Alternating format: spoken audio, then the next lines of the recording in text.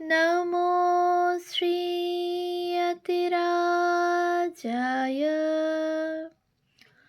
विवेकानन्दसूरये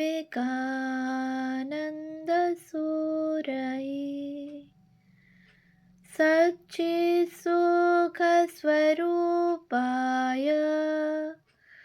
स्वामिने तापहारिणे।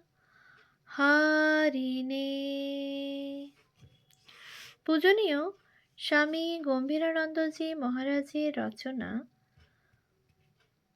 যুগনায়ক বিবেকানন্দ প্রথম খণ্ড গ্রন্থ থেকে পাঠ।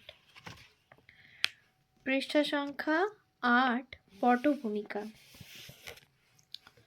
বলা বাহুল্য, এই সকল পরিবর্তন পরিবর্জনাদি বিষয়ে হিন্দু সমাজ সচেতন ছিল এবং তখনকার সাময়িক সাহিত্য সংস্কারপন্থী ও সংস্কার বিরোধীদের বাদ বিবাদে পরিপূর্ণ হইয়া উঠিয়াছিল। তবে যুক্তি যাহারই প্রবলতর হোক না কেন, হিন্দু সমাজের জনসাধারণ এই নবীন বার্তায় সায় দেয় নাই। যদিও রাধাকান্ত দেব প্রভৃতি অনেকে প্রগতির প্রয়োজন স্বীকার করিয়া লইয়াছিলেন। মোট কথা, খ্রিস্টান মিশনারিদের ধর্মান্তরিতকরণ প্রচেষ্টা ব্রাহ্ম সমাজে কিঞ্চিৎ প্রতিহত হইলেও ব্রাহ্ম সমাজের অভিপ্রায় আশানুরূপ ফলপ্রদ হয় নাই। সুবিশাল হিন্দু সমাজ এই নবীন কার্যধারায় পরিচালিত হয় নাই। ব্রাহ্ম প্রভাব উচ্চ শিক্ষিতদের স্তর বিশেষেই সীমাবদ্ধ রহিয়া গিয়াছিল। 1884 খ্রিস্টাব্দের কেশবের দেহত্যাগকালে 3টি ব্রাহ্ম সমাজের সভ্য সংখ্যা ছিল মাত্র 6400। কেশবচন্দ্রেরই সমকালে ব্রাহ্ম সমাজের পাশ্চাত্যানুকরণের প্রতিপক্ষরূপে হিন্দু সমাজেরই এক ব্যক্তি মাথা তুলিয়া দাঁড়াইলেন। তিনি স্বামী দয়ানন্দ সরস্বতী, 1824 থেকে 1883। 1875 খ্রিস্টাব্দের 10 এপ্রিল তারিখে তিনি যে আর্য সমাজ প্রবর্তিত করেন, তাহার সহিত ব্রাহ্ম সমাজের কোনো কোনো বিষয়ে কিঞ্চিৎ সাদৃশ্য পরিলক্ষিত হয় এবং উহা সেই যুগের মনোভাবেরই প্রতিফলন বলিয়া অনুমিত হয়। দয়ানন্দ ছিলেন গোঁড়ামি ও কুসংস্কারের বিরোধী, জাতিভেদের উচ্ছেদে দৃঢ় প্রতিজ্ঞ, মূর্তিপূজা বিদ্বেষী ও একেশ্বরবাদী। ব্রাহ্ম সমাজ প্রথম দিকে উপনিষদের ব্রহ্মতত্ত্বের আশ্রয় লইয়াছিল। দয়ানন্দ উপনিষদের প্রামাণ্য অস্বীকার করিয়া বেদের সংহিতা অবলম্বনে প্রাচীন যজ্ঞাদির অনুকল্প রচনায় আত্মনিয়োগ করিলেন। ব্রাহ্মদেরই ন্যায় এই সমাজও অনেকাংশে সনাতন ধর্মবিরোধী হইলেও দয়ানন্দের সংস্কৃত সাহিত্যে ব্যুৎপত্তি, বিরোধ দমনের প্রবল স্পৃহা, নিজ মতে ঐকান্তিক সরল বিশ্বাস, জাতীয়তাবোধ ও বীর প্রতাপে প্রচার অভিযানের ফলে উত্তর পশ্চিম ভারতের অংশবিশেষে এই সমাজের প্রভাব দ্রুত বিস্তারিত হইল এবং খ্রিস্টান মিশনারিদের কার্যকলাপ বিশেষ প্রতিহত হইল। কিন্তু বিরাট হিন্দু সমাজ এই চিন্তাধারায়ও সম্পূর্ণ উদ্বুদ্ধ হইল না। অধিকন্তু নূতন নাম ও কার্যপ্রণালী অবলম্বন করিতে গিয়া ব্রাহ্ম সমাজ যেমন এক সংকীর্ণ নবীন সম্প্রদায়ে পরিণত হইয়াছিল, আর্য সমাজের ভাগ্যেও তাহাই ঘটিল। উভয় সমাজের সভ্যদের মনে এবং তটস্থ দ্রষ্টাদের অন্তরে সন্দেহ থাকিয়াই গেল, এই সম্প্রদায়দ্বয় হিন্দু নামধেয় কিনা। ব্রাহ্মদিগের অসবর্ণ বিবাহ ও সিভিল ম্যারেজ স্বীকৃতির ফলে ও আর্যদের জাতিভেদে উচ্ছেদের ফলে এই বিচ্ছেদ আরও সুস্পষ্ট হইয়া দেখা দিল।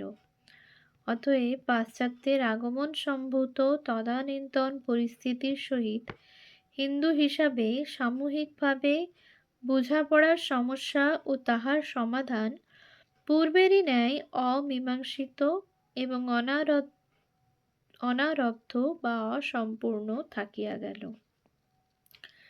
ঈশ্বরচন্দ্র বিদ্যাসাগর মহাশয়ও ধর্মের সাহায্য না লইয়া আইন অবলম্বনে সমাজ সংস্কারের পথে চলিয়াছিলেন।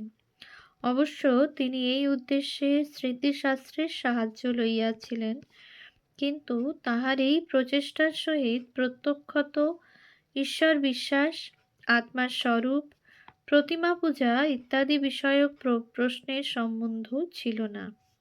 আবার হৃদয়বদ্ধার জন্য বিদ্যাসাগর মহাশয় সকলের শ্রদ্ধা আকর্ষণ করিলেও তাহার বিধবা বিবাহাদি সমাজ সংস্কারমূলক আন্দোলন হিন্দু সমাজের অতি ক্ষুদ্র অংশকেই আলোড়িত বা পরিবর্তিত করিয়াছিল। সসীম উদ্দেশ্যে পরিকল্পিত এই সকল ক্রিয়াকলাপের প্রভাব ও প্রতিক্রিয়া অল্প সময়ের মধ্যেই নিস্তব্ধ হইয়া যায়। এই ক্ষেত্রেও তাহাই ঘটিল। আইন কি বলে তাহার প্রতি বিশেষ ভ্রুক্ষেপ না করিয়া হিন্দু সমাজ আপন চিরাভ্যস্ত পথেই চলিতে থাকিল। এই কালে কোনো কোনো হিন্দু প্রচারকও হিন্দু ধর্মের সংরক্ষণে যত্নবান হইয়াছিলেন। তাহারা হিন্দু ধর্মের যুক্তিযুক্ত ব্যাখ্যা আবিষ্কার করিয়া হিন্দুগণের মনে স্বধর্মে আস্থার উদ্রেকে সচেষ্ট হইয়াছিলেন। পরন্তু এই সর্বপ্রকার উদ্যমই বুদ্ধি ও প্রচারের স্তরে সীমিত ছিল। অপরের হৃদয়ে স্বধর্মাবলম্বনে অধ্যাত্মপথে যাত্রার উদ্দীপনা জাগাইবার উপযুক্ত অনুভূতি উহাতে ছিল না।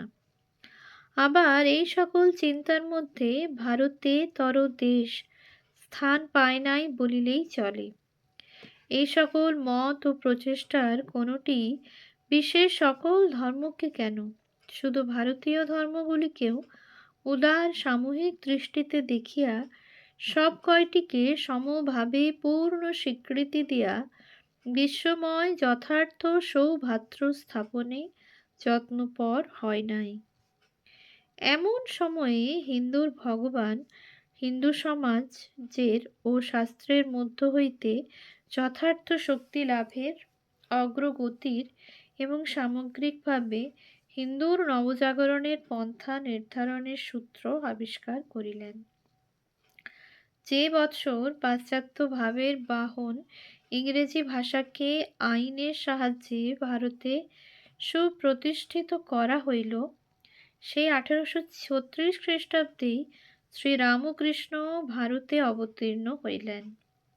তিনি অল্প বয়সেই দক্ষিণেশ্বরের কালী মন্দিরের সাধনায় রত হইলেন এবং সিদ্ধি লাভ করিয়া প্রমাণ করিলেন হিন্দুরা পৌত্তলিক নহে, তাহারা মৃন্ময়ীতে চিন্ময়ীর উপাসনা করে।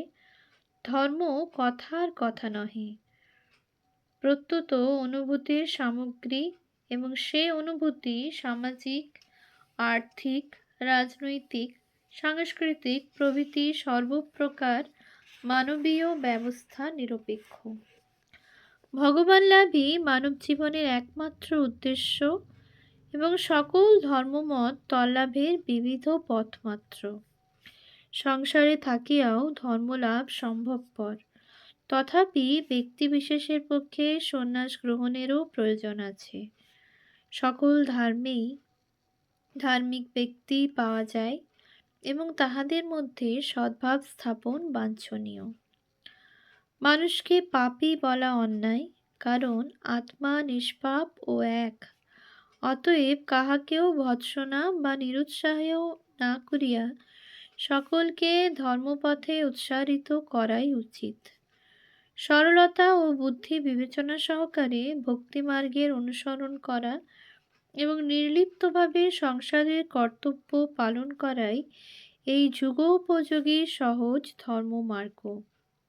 এই যুগের মানুষ অন্নগত প্রাণ, অতএব তাহাদের পক্ষে প্রাচীন যুগের কঠিন তপশ্চর্যা বা যজ্ঞাদি বিধির অনুসরণ করা অসম্ভব। অদ্বৈত জ্ঞান ধর্মসাধনের শেষ কথা এবং এক ব্রহ্মই জীবজগৎ ও অপর যাহা কিছু সব হইয়াছেন। বিভিন্ন দৃষ্টি অনুযায়ী তিনি মানবীয় ভাষায় বিভিন্ন নাম ধারণ করেন মাত্র। জগতের উপকার করেন ঈশ্বর, মানুষ শুধু পারে শিবজ্ঞানে জীবের সেবা করিতে, আর উহাতে উপকার হয় তাহার নিজেরই। দক্ষিণেশ্বরের পরম পুরুষ ঊনবিংশ শতাব্দীর শেষ চতুর্থাংশে এই সকল বাণী প্রচার করিতেছিলেন এবং স্বীয় জীবনে ত্যাগ, বৈরাগ্য, সারল্য, ঈশ্বরানুরাগ, সদসৎ বিবেক এবং শিবজ্ঞানে জীব সেবা ইত্যাদির পরাকাষ্ঠা দেখাইয়া মানব মনকে ঈশ্বরের পাদ পদ্মাভিমুখে আকর্ষণ করিতেছিলেন। হিন্দু সমাজের সে এক অতি গৌরবময় সৌভাগ্যের দিন। হিন্দু আবার প্রকৃতিস্থ হইয়া বাঁচিবার আশা ও সেই ও অভ্যুদয় লাভের আকাঙ্ক্ষা পোষণ করিতে শিখিতে লাগিল। এমন সময়ে সেই মহাপুরুষের আকর্ষণে তাহারই ভাবী বার্তাবাহক রূপে বাংলার যুব সমাজ দক্ষিণেশ্বরে উপনীত হইল। ভক্তের সহিত ভগবৎ আলাপনের জন্য উৎকণ্ঠিত শ্রীরামকৃষ্ণ হর্ম্য শীর্ষ হইতে আহ্বান জানাইতেন ভাবী ভক্তদের প্রতি, যাহাতে তাহারা অচিরে দক্ষিণেশ্বরে সমবেত হন।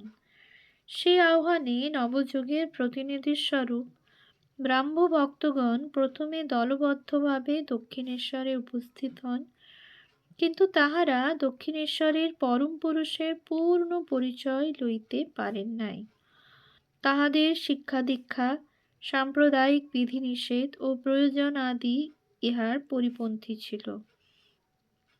তাহারা শ্রীরামকৃষ্ণকে চিনিয়াছিলেন একজন ভগবদ্বেত্তা সাধু রূপে, জগতের খ্যাতনামা ভগবৎ ভক্তদেরই অন্যতম বলিয়া।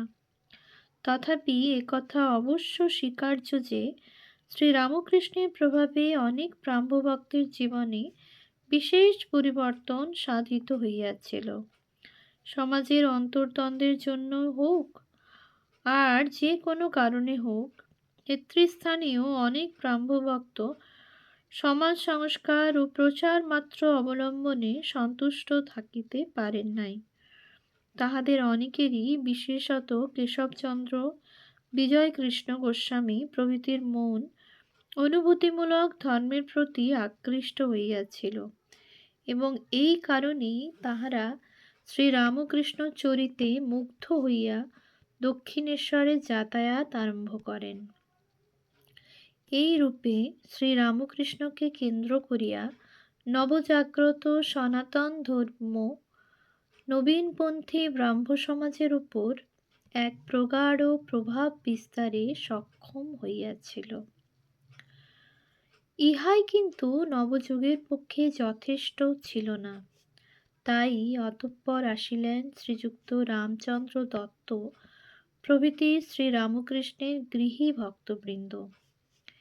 ইহারা শ্রীরামকৃষ্ণকে অবতার বলিয়া চিনিলেও তাহার জীবন ও বাণীর নবযুগোপযোগী কোনো নূতন সার্থকতা খুঁজিয়া পাইলেন না। প্রাচীন ধারা, ভাষা ও প্রতীক আদি অবলম্বনে তাহাকে বুঝিতে যাইয়া তাহারা অনেক ক্ষেত্রে বিভ্রান্ত হইলেন। অতএব প্রয়োজন হইল ইয়ং বেঙ্গলের। বিশ্ববিদ্যালয়ের যুবকবৃন্দের, যাহাদের দেহে ছিল বল, মনে ছিল অদম্য উৎসাহ, আর যাহাদের দৃষ্টিভঙ্গি গতানুগতিক পথ ভিন্ন অন্য পথে না চলিতে প্রতিজ্ঞাবদ্ধ হইয়া যায় নাই, সত্যের জন্য যাহারা উন্মুক্ত রাখিয়াছিলেন তাহাদের হৃদয়ের সমস্ত দ্বার, এই শেষোক্ত শ্রেণীর মধ্যে সর্বাগ্রণী ছিলেন শ্রী নরেন্দ্রনাথ দত্ত, ভাবী আচার্য স্বামী বিবেকানন্দ। ইহাদের উদ্দেশ্য ছিল শুধু আত্মরক্ষা করা নহে, প্রত্যুত আত্মজ্ঞান, আত্মশ্রদ্ধা ও আত্মসমাধি লাভ করা এবং অপরকেও ওই কার্যে সাহায্য করা।